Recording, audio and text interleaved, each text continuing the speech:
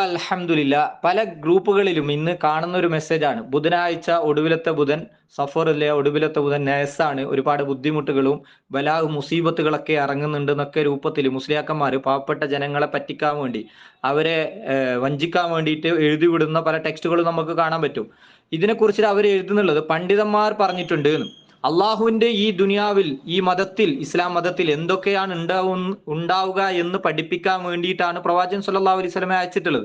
അള്ളാഹിന്റെ റസൂൽ സല്ലല്ലാഹു അലൈഹി വസല്ലമ നഹസിനെ കുറിച്ചിട്ടോ അല്ലെങ്കിൽ നഹസിനെ പ്രതിരോധിക്കാൻ വേണ്ടിയിട്ടുള്ള പ്രാർത്ഥനകളോ പ്രത്യേകമായിട്ടൊന്നും റസൂൽ സല്ലല്ലാഹു അലൈഹി വസല്ലം പഠിപ്പിച്ചിട്ടില്ല.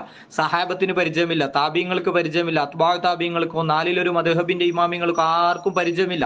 ഒരു പുത്തൻ വാദം ഇവരുണ്ടാക്കിയിട്ട് പണ്ഡിതന്മാർ ആരൊക്കെയോ പറഞ്ഞിട്ടുണ്ട്. എന്നാൽ യഥാർത്ഥത്തിൽ ഇതിന്റെ ഉറവിടം എവിടെ എന്നാണ് നമുക്ക് ഷാഫി മദ്ഹബിലെ പ്രമുഖനായിട്ടുള്ള പണ്ഡിതൻ ഇബ്നു ഹജർ അൽ ഹൈതമി റഹിമഹുല്ലാഹ് പറയുന്നത് നമുക്ക് കാണാൻ പറ്റും. നഹ്സ് നോക്കൽ ജൂതന്മാരുടെ നടപടിയിൽപ്പെട്ടതാണ്. സൃഷ്ടാവും രക്ഷിതാവുമായ അള്ളാഹുവിൽ ബരമേൽപ്പിക്കുന്ന മുസ്ലിങ്ങളുടെ മാർഗത്തിൽ പെട്ടവയല്ല. ഫതാവ അൽ ഹദീസിയ പേജ് നമ്പർ 23 പറയുന്നുള്ളത്.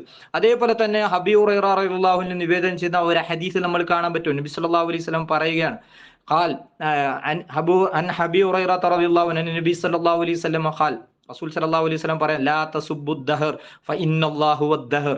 തീർച്ചയായും നിങ്ങൾ കാലത്തെ എന്ത് ചെയ്യാൻ പാടില്ല, ചീത്ത പറയാൻ പാടില്ല. കാലത്തെ നഹസ് ഉള്ളതാണോ, അത് ദുഷിച്ചതാണോ എന്നൊന്നും പറയാൻ പാടില്ല. കാരണം തീർച്ചയായും അള്ളാഹുവാണ് കാലം. അപ്പോൾ എന്നാൽ ചില ദിവസങ്ങൾക്ക് ചിലതിനേക്കാളും ദോഷമുണ്ടെന്ന്, അന്നേ ദിവസം നല്ലതായ കാര്യങ്ങൾ ചെയ്യാൻ പാടില്ല, ഇതൊക്കെയുള്ള ദുശകന നഹസിന്റെ വിശ്വാസം ആരുടേതാണ്? ജൂതന്മാരുടെ വിശ്വാസമാണ്. സമസ്തയിലുള്ള ഉസ്താദന്മാർ തന്നെ ഒന്ന് പറയുന്നത് സഹോദരങ്ങളെ നിങ്ങളൊന്ന് കേൾക്കൂ. അതേ സമയത്ത് ഈ ചതിയന്മാരുടെ ചരിത്രം പറഞ്ഞാൽ ജൂതന്മാരും മജൂസികളും കൂടി ഗൂഢാലോചന നടത്തി അബ്ദുല്ലാഹി ഇബ്നു സബ എന്ന് പറയുന്ന കള്ളനെ, അങ്ങനെ തന്നെ പറയട്ടെ ഞാൻ, അബ്ദുല്ലാഹി ഇബ്നു സബ എന്ന പേരിൽ അറിയപ്പെടുന്ന ലോക ജൂത ഏജന്റും അതോടുകൂടി മജൂസികളുടെ കൂലിപ്പട്ടാളവുമായ അവൻ ഇസ്ലാമായി അഭിനയിച്ച് അയാളുടെ ജീവിതകാലത്ത് 12 ഗ്രൂപ്പ് ഷിയായിസം ഉണ്ടാക്കി. 12 ഗ്രൂപ്പ് ഒറ്റൊരു മനുഷ്യന്റെ ജീവിതകാലത്ത് 10,000 ആളുകളതിലേക്ക് ആകർഷിച്ച് ഈ മജൂസികളുടെയും ജൂതന്മാരുടെയും ആചാരങ്ങളുടെ തിരുശേഷിപ്പ് ഈ ഷിയാക്കളുടെ ആചാരങ്ങളിലെല്ലാം കാണാൻ കഴിയും. ഏതുവരെ എന്ന് വെച്ചാൽ മുഹറം 1 മുതൽ 10 വരെ നസാൻ എന്ന് പറയുന്നവരെ ജൂതന്മാരുടെ കള്ളക്കടത്ത് ഇസ്ലാമിലേക്ക് ഷിയാക്കളിലൂടെ കടന്നു വന്നതാണ്. അത് വിശദമായി പറയേണ്ട സമയം പറഞ്ഞാൽ ഇപ്പം സമയം അതാണ്. അത് അടിസ്ഥാനപരമായി വിശദമായി ചരിത്രം പഠിച്ച് ഈ ഭാഗത്തൊക്കെ അത് നടക്കുന്ന സുന്നികളുടെയിലുണ്ട് ആ ധാരണ. ഇത് എവിടെ നിന്ന് വന്നാന്ന് വെച്ചാൽ, ഇവിടെ കൊണ്ടോട്ടി തങ്ങന്മാർ എന്ന പേരും പറഞ്ഞിട്ട് തങ്ങന്മാരൊന്നുമല്ല, കൊണ്ടോട്ടി കുറച്ച് ആൾക്കാർ വന്നിരുന്നു. മുഹമ്മദ് ഷാഹ്, അത്യാവശ്യം മറ്റേ ഷാഹ് എന്ന് പറഞ്ഞിട്ട് എല്ലാത്തിനും താല്പര്യം ഷാഹായിരുന്നു. ഇത് തരീഖത്തിൻ്റെ പേരും പറഞ്ഞുകൊണ്ട് ഷിയ പ്രസ്ഥാനം മലബാറിൻ്റെ മണ്ണിൽ മുളപ്പിക്കാൻ വേണ്ടി ബ്രിട്ടീഷുകാരുടെ കൂലിപ്പട്ടാളമായി വന്ന കൊണ്ടോട്ടിക്കാർ ഇവിടെ അത്ഭുതങ്ങൾ എന്ന് പറയുന്ന ചില മെസ്മരീസങ്ങളിലൂടെയൊക്കെ കാണിച്ചു കൊടുത്ത് അവർ തങ്ങന്മാരാണ്, ഷെയ്ഖന്മാരാണെന്നൊക്കെ കാണിച്ച് അന്ന് ജീവിച്ചിരിക്കുന്ന തലയെടുപ്പുള്ള മഖ്ദൂമി തങ്ങന്മാർ, മഖ്ദൂമി ഉലമാക്കൾ അവരുടെ തനിനിറം തുറന്നു കാട്ടി ജനങ്ങൾക്കിടയിൽ പരസ്യപ്പെടുത്തുകയും പരിശുദ്ധമായ സമസ്ത കേരള ജമിയത്തുൽ ഉലമയുടെ കേന്ദ്ര കമ്മിറ്റിയുടെ നേതൃത്വത്തിൽ കൊണ്ടോട്ടിപ്പാടത്ത് 40 ദിവസം തുടർച്ചയായിട്ട് അവർക്കെതിരെ പറഞ്ഞിട്ടുണ്ട്. ഇതൊക്കെ പഠിച്ച ചരിത്രപക്ഷ ജപ്പക്കാർ കുട്ടിക്കൊന്നും അറിയില്ല. അങ്ങനെ അത് കെട്ടടക്കി പോയതാണ്. എങ്കിലും അതിൻ്റെ ഇടയ്ക്ക് പ്രചരിച്ചപ്പെട്ടതാണ് 1 മുതൽ 10 വരെ നസാണ്.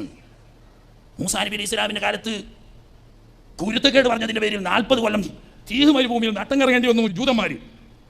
ഈ നട്ടം കറങ്ങിയതിൻ്റെ അനുസ്മരണം എന്ന നിലയ്ക്ക് ഇന്നും മുഹറം 10 ദിവസം ഷിയാക്കൾ നസായി ആചരിക്കുന്നു. വീട്ടിൽ താമസിക്കില്ല, കൊട്ടാരത്തിൽ താമസിക്കില്ല, പുറത്തുപോയി മൈതാനികളിൽ തമ്പ് കെട്ടി കഷ്ടപ്പെട്ട് ബുദ്ധിമുട്ടി താമസിക്കുകയും അവിടെ വരുന്നവർക്കൊക്കെ വെള്ളവും മറ്റു വസ്തുക്കളും ദാനം ചെയ്യുകയും ചെയ്യുന്നൊരു സ്വഭാവം ഉണ്ടായിരുന്നു. 10ൻ്റെ അന്ന് വലിയൊരു ആഘോഷത്തോടു കൂടി ഉത്സവം നടത്തി വീട്ടിലേക്ക് തിരിച്ചു വരും. ആ സമയത്ത് കല്യാണം കഴിക്കൂല, അതുപോലെ തന്നെ വീട് കൂടൂല, വീട് തുടങ്ങൂല, കച്ചവടം തുടങ്ങൂല, അങ്ങനെയുള്ള ഒന്നും ചെയ്യൂല. അത് ജൂതന്മാരുടെ ആചാരമാണ്. ആ ആചാരം അബ്ദുല്ലാഹി ഇബ്നു സബയിലൂടെ ഉള്ളിൽ കയറ്റിയതാണ്.